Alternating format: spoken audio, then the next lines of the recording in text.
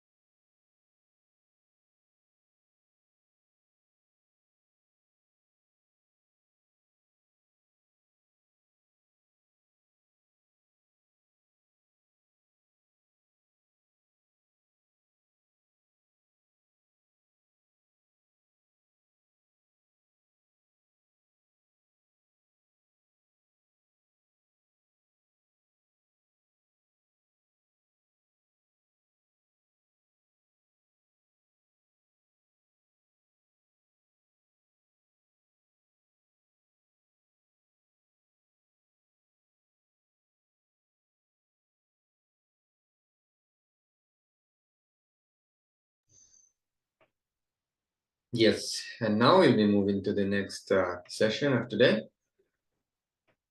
It is going to be on leadership consciousness also. And specifically, we'll be looking into state versus the status of the leader. We're going to be looking into more detail into this specific dimension of this topic. Just give me 1 minute to transition to the slides.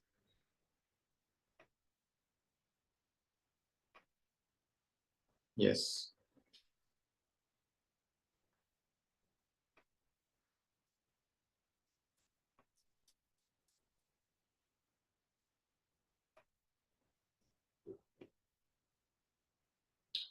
Yes. So in this session, we are going to learn about leadership and what is the difference between the status of the leader and the state of the leader. We are going to watch multiple sharings from the Supreme Pontiff of Hinduism directly. As we are receiving these revelations, go on sharing your powerful cognitions in the Zoom chat. And also you can use any other like Facebook, YouTube. Also, you can use chats and go on sharing your understandings and powerful cognitions. And also feel free to ask any questions if you have in any of these platforms. So now let us watch the first presidential address from the Supreme Pontiff of Hinduism on leadership and quality of the leader.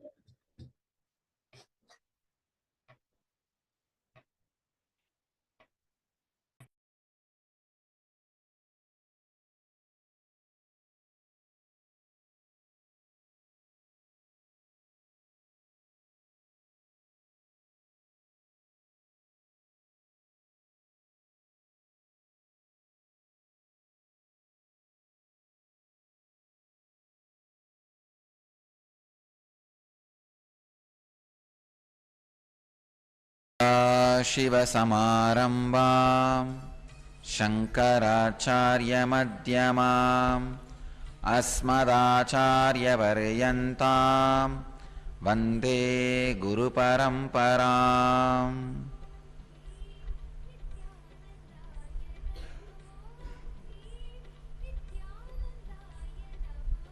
I welcome you all with my love and respects.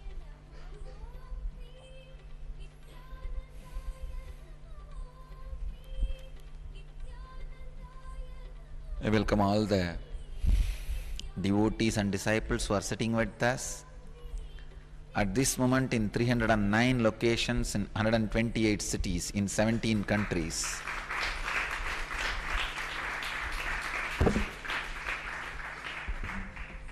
I am receiving thousands of emails every day about this satsang homework.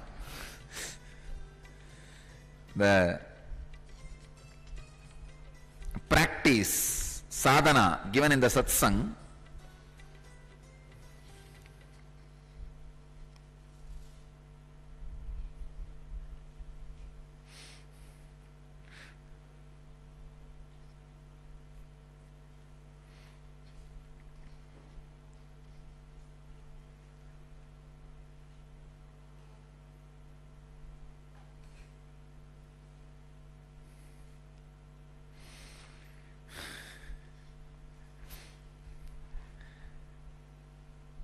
even the selected few ones which they brought,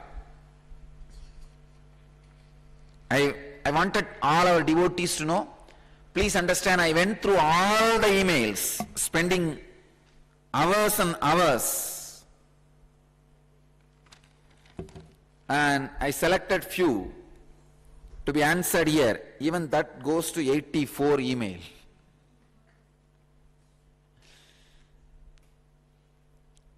Essence. First thing, I am very happy many people are practicing. They are not taking it too lightly. They are sincere. So I really feel the mystery school have started. See, mystery school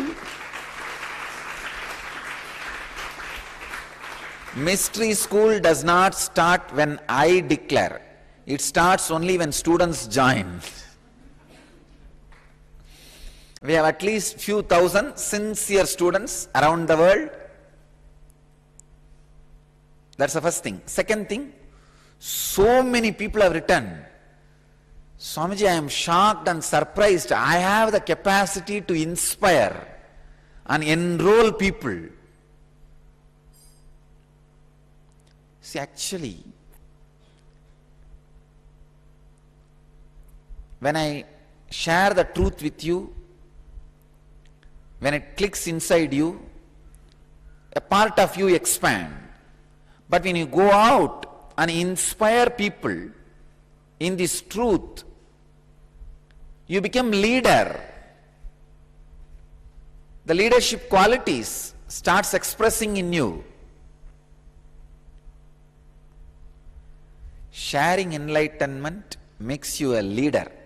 Ishitva, one of the important siddhi of Ashtama Siddhis, happens in you. The qualities of leader happens in you when you go out and share this truth, inspire people through this truth, transform people through this truth. I am hearing from thousands of devotees around the world that they themselves are surprised. One doctor, a devotee from Bangalore, she writes, Swamiji, when I started explaining these truths in Kannada, suddenly I realized I am getting all the technical terms and clicks from somewhere. It's flowing through me. I am able to inspire. Understand? It is opening many of your dimensions unknown to you in you. It is there in you, but unknown to you. Start going around. Share these truths with people. Understand? Do not ever think somebody is not intelligent enough to understand these great truths. If you can understand, anybody in the world can understand. One person wrote to me from Mumbai. It seems he thought his gardener can never understand these big things. Because he did not get 5 persons, he caught hold of his gardener and started explaining. Not only the gardener completely understood, it seems that gardener gave the reference that the same truth is told in Bhagavatam.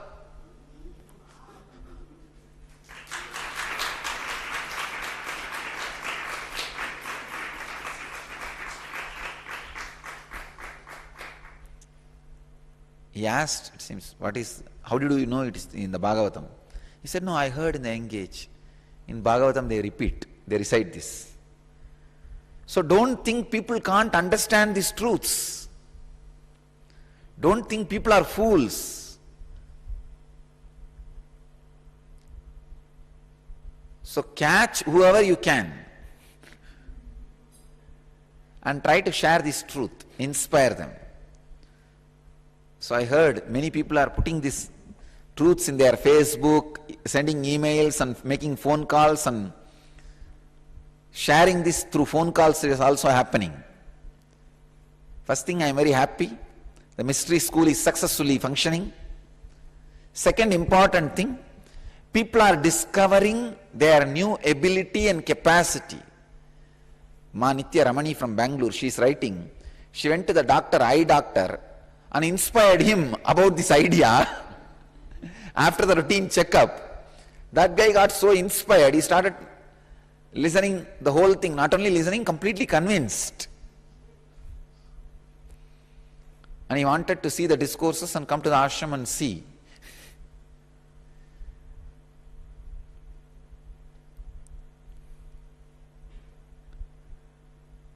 And another one, seeker, Leela from US is writing, it seems she was a brahmacharini in an ashram, then married, but her son is a brahmachari in India, in Brindavan. She was writing about her beautiful experiences with this truth, how it is working with her and whatever. When I read all these emails, I wanted you all to know honestly. Even now, I got much better clicks and words to share the same truth with all of you. Because now I know the doubts you have. Now I'll give you the gist of those 2-3 truths. Please understand. This is the answer for many questions I received.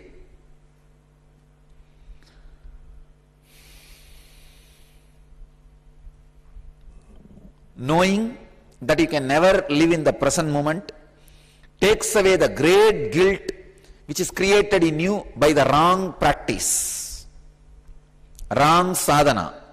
Try to live in present moment. Till you die, you will not be able to live. That's the first thing.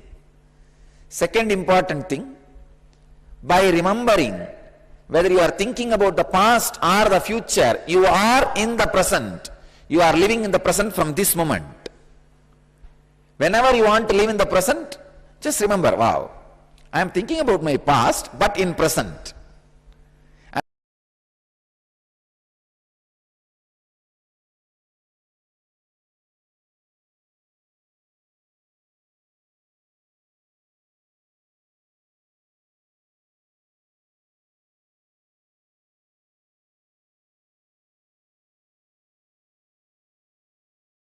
So now you can take some time to share the clicks which you had from the presidential address by Swamiji, which you just heard.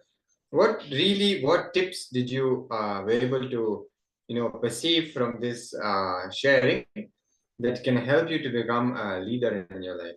So you can take a few minutes sharing in the Zoom chat.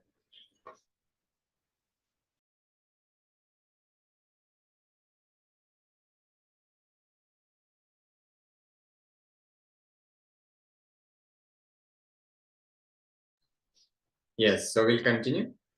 As we go on through the sessions, you can keep sharing your ideas and understandings and different clicks that you receive from Swamiji during the session. So we'll continue.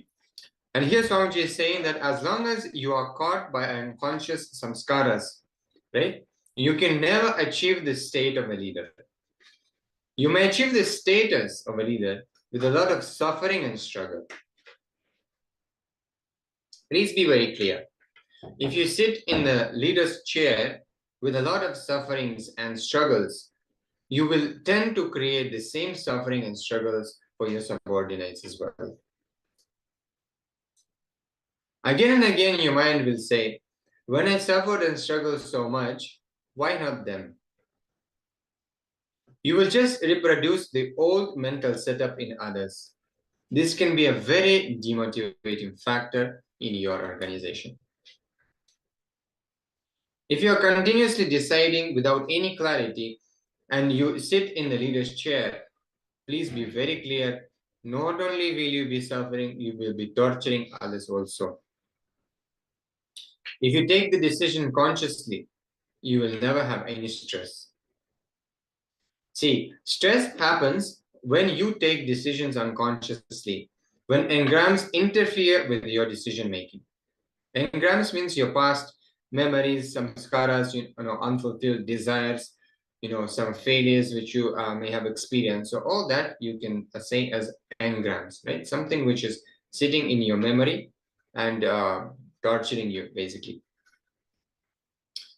And all of those will be interfering in your decision making. And if things are straightforward, you can take thousands of decisions and be completely relaxed. Your life will be flowing with life, just like a river. If you are filled with engrams, even after taking 2 or 3 decisions, you'll be completely tired. You don't even have to work. Just sit in your chair and think about the work. You will see that within half an hour, you will have a shoulder pain. This means you are caught with engrams. They do not allow you to take decisions. A person who is caught by engrams, who is always suffering with engraved memories, can never be relaxed or have a vacation. If a person is not in a relaxed state of mind, how can we expect creativity or unbiased decision making? One who is caught up in his engrams can neither have a vacation nor can he live his life completely. Vacation or work, living or leaving are both directly related to your consciousness. It is not related to what you are doing, it is related to your being. Only a man who is aware of his being can achieve leadership consciousness.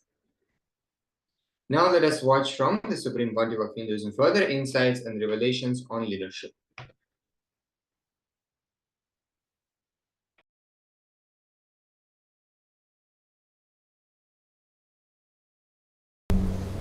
It's a question from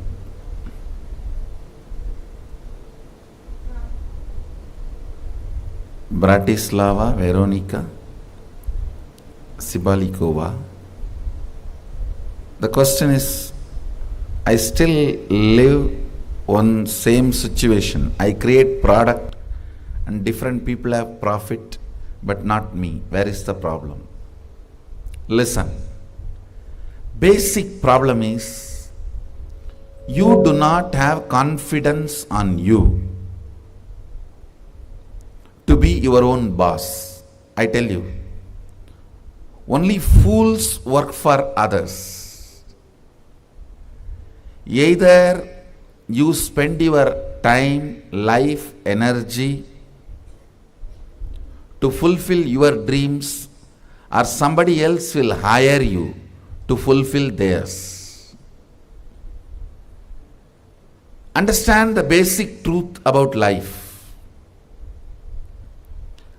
You may be giving little energy to your time.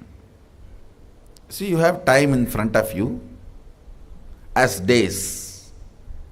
You may be giving little energy to it, but you are not giving life to it. When you give little energy, you come up with some products.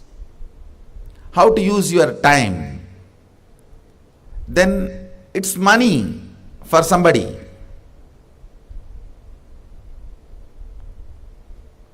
Understand?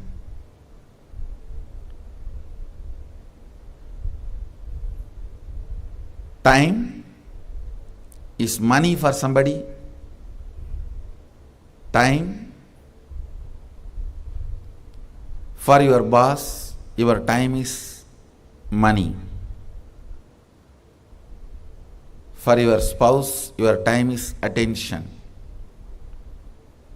For your boyfriend or girlfriend, your time is love. But actually, your time is life for you. Understand? Your time is life for you. You may be giving little energy to your time, but not life to your time. That is where this whole problem is. I tell you, even if you think you will be a worst failure, be your own boss.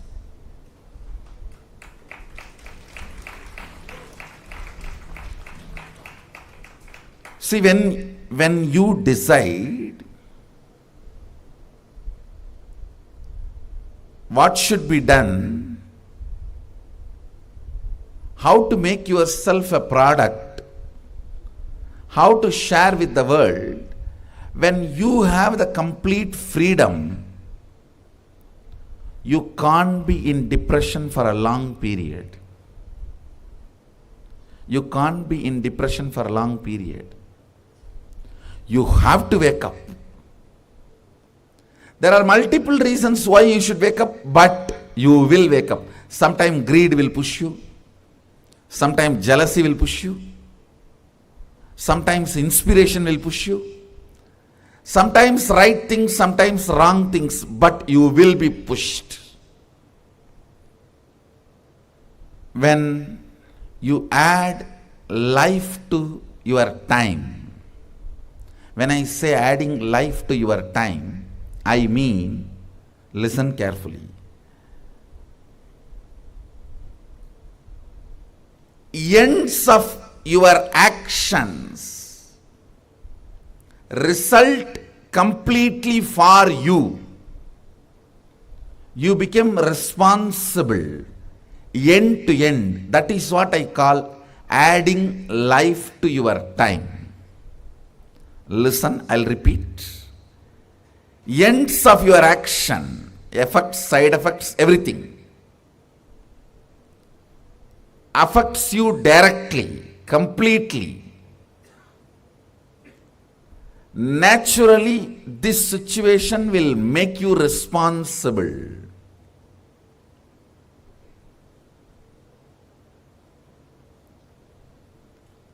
The responsibility, knowing that you are only going to be affected by the ends, naturally makes you add life to your time. Understand? Your time, if you only add little intelligence, it becomes product. If you add little energy, it becomes activism. But if you add this great, powerful component, responsibility which comes by the clarity, the end is going to affect only you. See, the biggest problem with working for somebody is, you do not care about the end product. It means you do not care about your life. It is all about what you can grab from that person to make yourself comfortable. You do not care about your life. Your actions, your thought currents, are they aligned? Are they useful for you and the society? You do not care about that. You do a project for 10 years and the whole project collapses, you don't care. The salary you received and the life you made for yourself all matters if you are working for somebody. I tell you, that is where all the worst corruption, wrong mental setup starts. Corruption does not mean only which is practiced in India, how we practice here. You take some money and do a favor. That alone is not corruption. You not being bothered about what you are putting your life into. You are bothered only about the paycheck you receive and how much that paycheck makes your life comfortable or luxurious.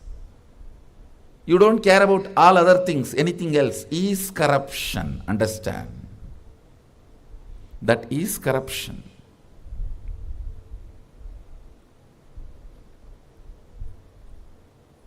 I should say, not only the person who asked this question, many of you are in this situation. I create product and different people have profit, but not me. How many of you feel you have this problem? All of you do not take responsibility for your actions end to end. You are afraid of the statement, you will be, the end will affect only you.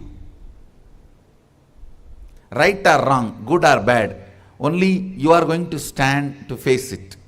You are afraid of that. You want somebody to face for you. When somebody has to be faced for you, naturally the benefits will go to them. It will go to them. So understand, it boils down to taking responsibility. I tell you, failing few times is perfectly all right. Then being under somebody and be a failure for whole life. When I say be your own boss, I mean your whole day should be decided by you. To whom you should serve, to whom you are going to share yourself, with whom you share your energy, with whom you share your products, with whom you share your love, with whom ultimately you share your life. All this should be your freedom. Understand, when I say be your own boss, multiple levels I am talking. You try to understand only work level. Work level is only one level. With whom you share your time. Your boss. That should be your freedom. With whom you share your products, your clients, customers, should be your freedom, I tell you.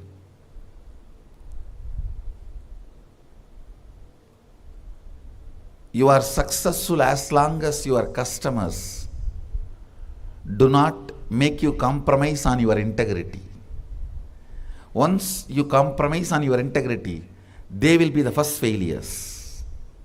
Understand? Not you, they will be the first failures. Like pharmaceutical industries. The customers have made the company to compromise on integrity. Who suffers? Customers.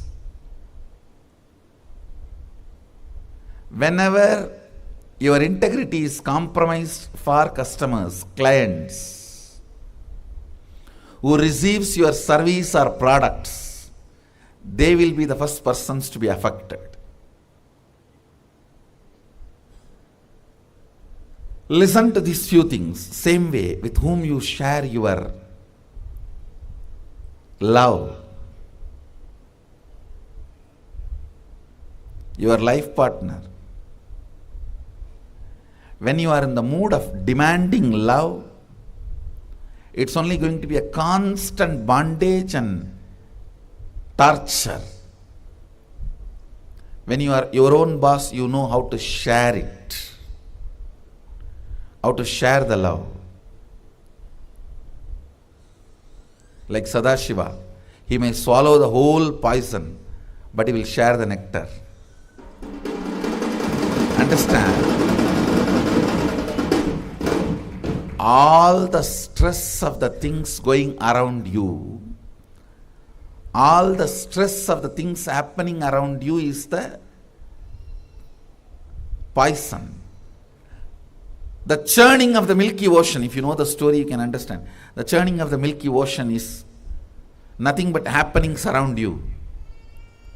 Sometimes the stress poison comes out of it. Incompletions comes out of it. Difficulties comes out of it. Problems comes out of it. Inevitably, there are some things you can never avoid in your life.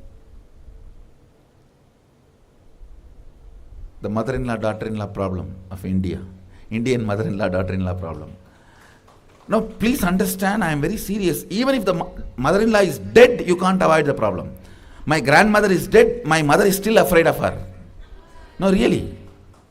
From my own experience, I am telling you. And I have to remind her once, she is dead years ago. Why don't you forget her? She will shiver, my mother will shiver, even if the mention of my grandmother's name. I said, don't you understand, she is dead. No, there are many problems you can't avoid just by the very nature of the happenings around you. A man who is capable of swallowing all the poisons and continue to share the nectar